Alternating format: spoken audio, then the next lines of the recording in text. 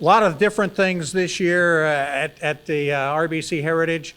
One thing that's not different is the guy who's going to tell us about all the things that are, Steve Wilmot. Welcome back. It is so good to be unmasked and everybody can be smiling and all can be good and we're not worried about it. Well, and for us here too, like I said to many, it's so great to be seen and not viewed, and for a couple different reasons. Sure. But it's an exciting time. You know, I'm fortunate to be back again with things too. But it's also the excitement, the buzz. You know, today is media day slash sponsor day, and you can see that the course is being built out for the tournament. So we're in the execution phase right now.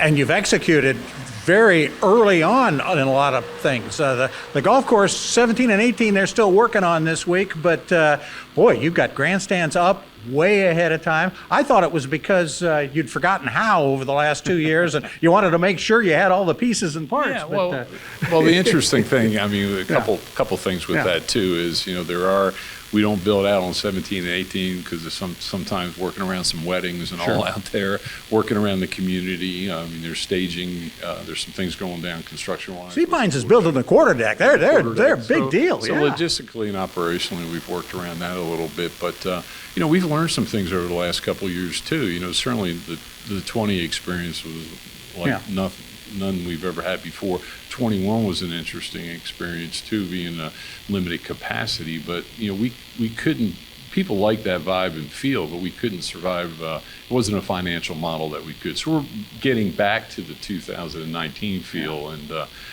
taking a lot of things that we've learned in the last couple of years. Yeah, you said get us to 2022 and we'll be okay. Things will start to move. There are a couple of different things. You've moved a couple of things around on the golf course for the fans, and let's explain what fans will have to look forward to when they come out here. Well, there's some things from from the inside the rope scenario too. You know, Seapines did add a new tee box on 2 that's across the street, along with number 5 and 17, and we're going back to the original tee box that Pete Dye had wanted us to play. So 17, 16 is going to be that feel like it was last year, even though we're building around. No grandstand at 16? There is skyboxes and grandstand, but we've opened that tee box up, so there'll be some viewing areas on both sides. But you know, the one thing we did learn too is in 2019 we couldn't have gotten another person out here on that Saturday, and that wasn't necessarily a good thing. So we're really looking at our tickets. We're back to full capacity in a build scenario, but we're hoping to be at a smaller, not at 100% capacity where we were in 2019. So our ticket sales, we're limiting tickets, and we've already been sold out in a couple different areas, and which is exciting because people want to get back and they want to get us back to being able to do what we do, and that's giving back. From an amenity standpoint, what's going to be different for folks when they do come? Like you said, a couple of things are already sold out, but what other things, let's entice folks who still want to buy tickets? Well, the one thing that we haven't fully been able to do is our concession experience, and you know, we changed things up for 20, which didn't happen, and then 21 was limited capacity, but our food concessions are being managed by still the civic organization will be working the front of the house, but the back of the house will be the surge group here on the island. There'll be different offerings. So, you know, we've added value to our ticket prices, and you know, and enhance the experience, and it's an exciting time. I know you don't like to talk players this early who've been committed, but Stuart Sink's here. My guess is he's coming for his 23rd year in a row. Actually, yes, he's here today. Got in last night, doing a lot of social media things for us.